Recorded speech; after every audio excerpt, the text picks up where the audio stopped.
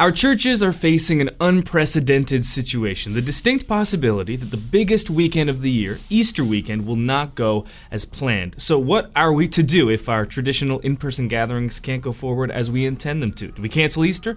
Of course not, but we will need to pursue other options. And that's what this video is for, because today I want to share with you 3 creative Easter solutions that your church can pursue even if you can't assemble in person as a group like you normally would due to the coronavirus. Will Easter look different this year? It might have to, but that doesn't mean it needs to be any less meaningful. So let's dive in and explore these 3 Easter alternatives.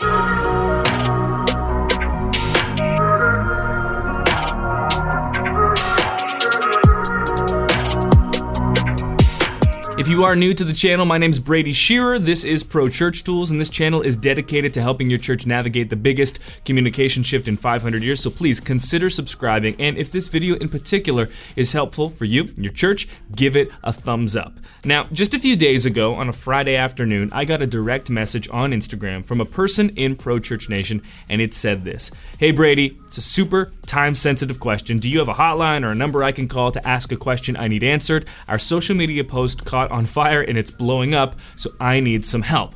So I get on a call with this person and they show me their Facebook post that has gone viral within their community.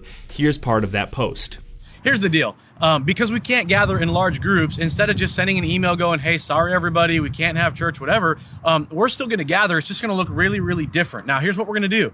We're going to do what's called drive-in church. So just like back in the day, going to the drive-in movie and sitting in your car and getting that little receiver on your window and watching the screen and hearing it, you're going to be able to drive into the Grove Church. We're going to park you facing the right direction, and we're going to have a church service from the roof we're standing on right now. So this church announced that they were going to be hosting a drive-in service. And this isn't a mega church or anything like that, but this announcement did blow up. The post, it got more than 250 comments, more than 1,000 likes and reactions, close to 100,000 views, and perhaps most importantly, nearly 1,000 shares. And that's what drove the virality of this post in the community, the region getting behind this church in excitement and anticipation. So this is the first creative Easter solution we think churches should consider exploring: a drive-in experience. You can still gather in person, and my expectation is that a service like this, assuming it falls within the boundaries of your region's limitations, will be very well received by your community, because it's going to be one of the few ways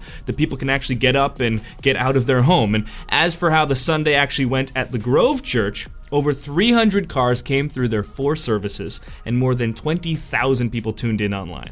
So how did they pull it all off? Well, it essentially came down to setting up a stage on the roof of their office building and purchasing an FM transmitter. So nothing too colossal in terms of tech, and the Grove Church was also kind enough to put together a complete YouTube video talking about their setup and how they pulled off this entire Sunday. So if you're curious to see and hear more, that video will be linked in the description below. Believe it or not though, this was not the only message I received from a church that hosted a drive-in service and saw a crazy community response because of it. I got another direct message, this time on Facebook, from Connection Christian Church of Odessa. They announced their drive-in service also on Facebook, and that post garnered close to 500 comments, and get this, almost 5,000 shares. And again, this is not a mega church. Now, let's temper expectations here a bit. Just because you host a drive-in Easter experience does not mean a response like this from your community is guaranteed. But what I really like about this is how it almost feels like the church is standing up to the virus. Like, okay, we can't meet in person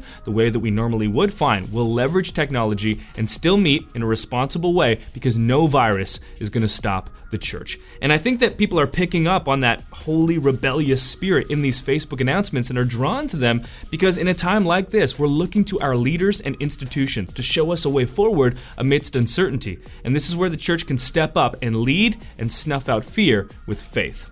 Let's move on now to Easter alternative number 2. We're calling this Easter in a box. So if you're like most churches, by the time Easter rolls around this year, you'll have been hosting digital gatherings, digital services of some kind online for a number of weeks. So how do you make Easter feel different, feel special, feel unique? Well, you pair the digital experience with physical elements. This is where Easter in a box comes into play.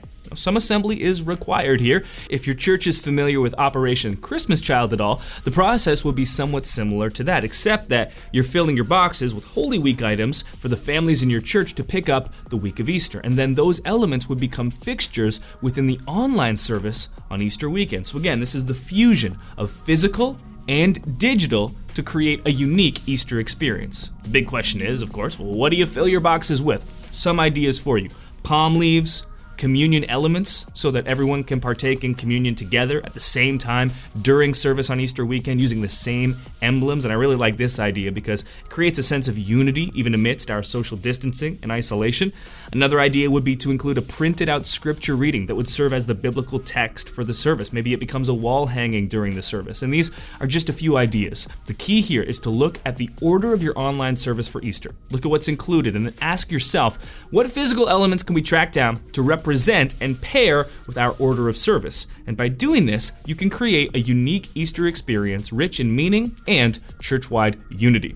Finally, the third Easter experience idea, the Holy Week Unwind. Now, when we talk about Easter in the church world, you'll often hear phrases thrown around like the Super Bowl of church services or the biggest Sunday of the year. And instead of trying to recreate that online, I think there's something to be said for doing the opposite, because maybe it's unrealistic to replicate what we would traditionally do in person at an Easter service through an online venue. So here's my counter proposal. Instead of a jam-packed, thoroughly produced 1 to 2 hour digital Easter experience, spread it out over the course of an extended Holy Week. That's Palm Sunday to Holy Monday, a total of 9 days, and purposefully keep it slow, underproduced, and minimal. Again, basically do the opposite of what you may be used to on Easter weekend. Here's how to do it. Build each day around a specific scripture reading. So to begin on Palm Sunday, that would be Jesus' triumphal entry into Jerusalem, reading from Matthew 21, and create a piece of content around that scripture. And then the next day, John 12, Mary pouring out her costly perfume for Jesus, and so on.